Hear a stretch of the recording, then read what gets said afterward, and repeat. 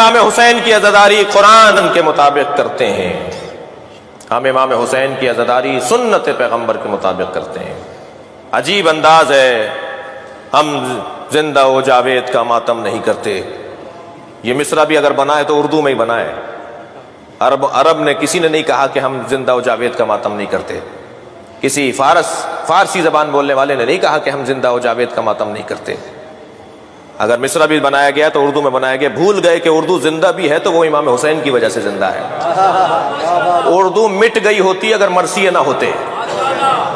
آج بھی اردو کا سب سے بڑا ادیب ہوتا ہی وہ ہے جسے مرثیہ کہنا آتا ہو، تو امام حسین کے ذکر کی وجہ سے تو یہ زبان زندہ ہے۔ اور اس زبان کا بولنے والا اگر کہے کہ ہم زندہ و جاوید کا ماتم نہیں کرتے تو اس سے سوال یہ ہے کہ تم کون ہو جو نہیں کرتے، اور تمہارا نہ کرنا معیار کب ہے؟ پیغمبر نے تو شہیدوں کا ماتم کیا ہے، پیغمبر نے تو حضرت حمزہ کا ماتم کیا ہے۔ سید الشہداء لقب تھا امام حسین سے پہلے حضرت حمزہ کا۔ پیغمبر نے تو جنگ احد میں شہدائے احد کے جنازوں پہ پہنچ کے، خاص طور پر حضرت حمزہ کے جنازے پر پہنچ کے گریہ کیا ہے، ماتم کیا ہے، لوگوں کو دعوت دی ہے کہ میرے چچا پر رونے آؤ۔ حدیث کہتی ہے الاستیعاب الاصابہ، یہ اہل سنت کی صحابہ کرام پر لکھی گئی کتابیں ہیں جن میں صحابہ کرام کے احوال لکھے گئے ہیں۔ ان میں لکھا ہے کہ جب جنگ احد میں حضرت حمزہ شہید ہو گئے، لما رأى النبی، جب نبی نے دیکھا کہ قتل حمزہ، حمزہ کو قتل کر دیا گیا ہے، تو فبکا بکاء عالیا، نبی نے اونچی آواز میں گریہ شروع کیا جب خبر آئی کہ ان کے چچا حمزہ کو مار دیا گیا ہے۔ اہل سنت کی کتاب کا حوالہ دے رہا ہوں۔ اور جب پہنچے ہیں سرکار لما را مسلبہ، جب نبی نے دیکھا کہ جنازے کی بے حرمتی بھی ہوئی ہے، دور سے خبر پہنچی تھی، جب جنازے پہ سرکار حضرت حمزہ کے جنازے پہ پہنچے تو حضرت نبی مکرم نے دیکھا کہ حمزہ کے جنازے کی بے حرمتی بھی ہے، ان کا سینہ چاک کر کے ان کا کلیجہ نکالا گیا ہے، اور آپ کے کانوں کو بریدہ کیا گیا، آپ کی ناک کو بریدہ کیا گیا۔ جب بدن مبارک کو اس حالت میں دیکھا تو نبی مکرم نے فشہقا، نبی نے گریہ کیا ہے اونچی آواز میں، آوازوں کے ساتھ گریہ کیا ہے سرکار نے، اور آواز لگائی، فرمایا کہ کون ہے، کہاں ہیں وہ لوگ جو میرے چچا پر آ کے گریہ کریں؟ تو عورتیں جنگ احد میں شہیدوں، اپنے اپنے شہیدوں کے لاشوں پہ بیٹھی ہوئی ماتم کر رہی تھی، گریہ کر رہی تھی، مدینے کی عورتیں، مسلمان عورتیں۔ جب یہ اعلان ہوا کہ سرکار کہہ رہے ہیں میرے چچا پر کوئی ماتم نہیں کر رہا، تو ساری عورتیں اپنے شہیدوں کے لاشیں چھوڑ چھوڑ کر، یہ اہل سنت کی کتابوں کی روایات ہیں، ہمارے بھائیوں نے لکھا ہے یہ۔ مجھے تعجب اس بات پر ہے کہ اپنی کتابیں کیوں نہیں پڑھتے۔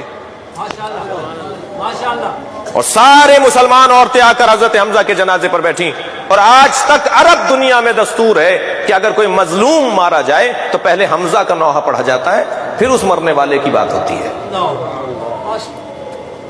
عزیزان گرامی، پیغمبر اکرم کی سنت ہے یہ۔ تو حضرت حمزہ شہید زندہ ہوتا ہے، اسی پر اعتراض کیا جی شہید زندہ ہے اور زندہ کا ماتم نہیں ہونا چاہیے جی۔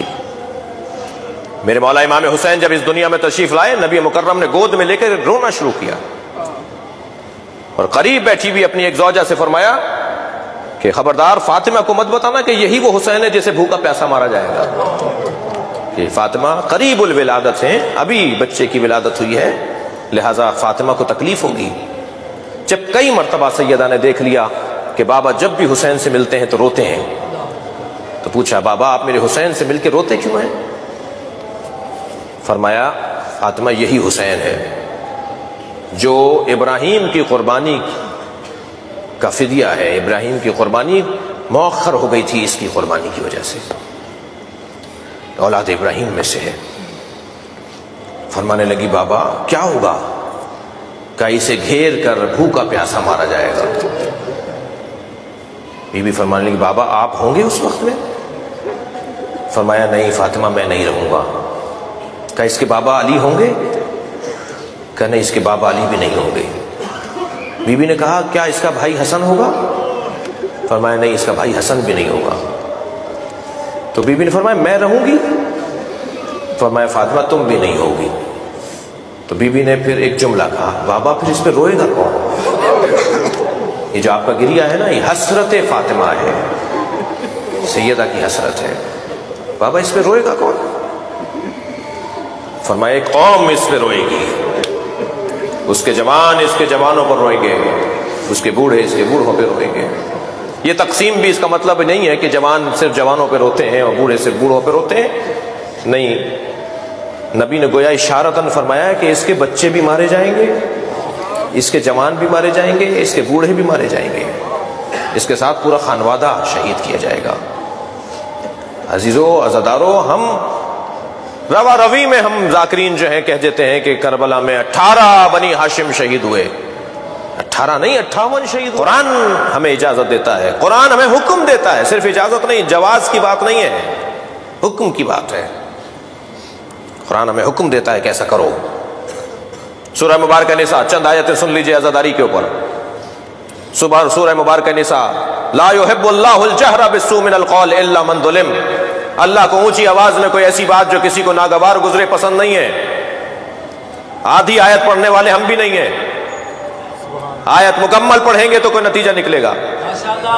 لا يحب اللہ الجہر بالسوء من القول، اللہ کو اونچی آواز میں کوئی ایسی بات جو کسی کو ناگوار گزرے پسند نہیں ہے. الا من ظلم، مگر جس پہ ظلم ہوا ہے وہ اونچی آواز میں بات کرے، چاہے کسی کو ناگوار گزرے، اللہ کو پسند ہے. مظلوم کے حق میں بات کرنا یہ اللہ کو پسند ہے. طے کرو کائنات کا سب سے بڑا مظلوم کون ہے، طے کرو. شاعر مشرق مصور پاکستان نے اپنے 2 مصروں میں کہا کہ اللہ اللہ بائے بسم اللہ پدر، مانیے ذبح عظیم آمد پسر. علامہ اقبال کہتے ہیں جو حضرت ابراہیم نے قربانی دی اور اسماعیل کے گلے پہ چھری چلا دی اور اسماعیل کی جگہ دمبا ذبح ہو گیا، تو پوچھا یا اللہ کیا میری قربانی قابل قبول نہیں رہی؟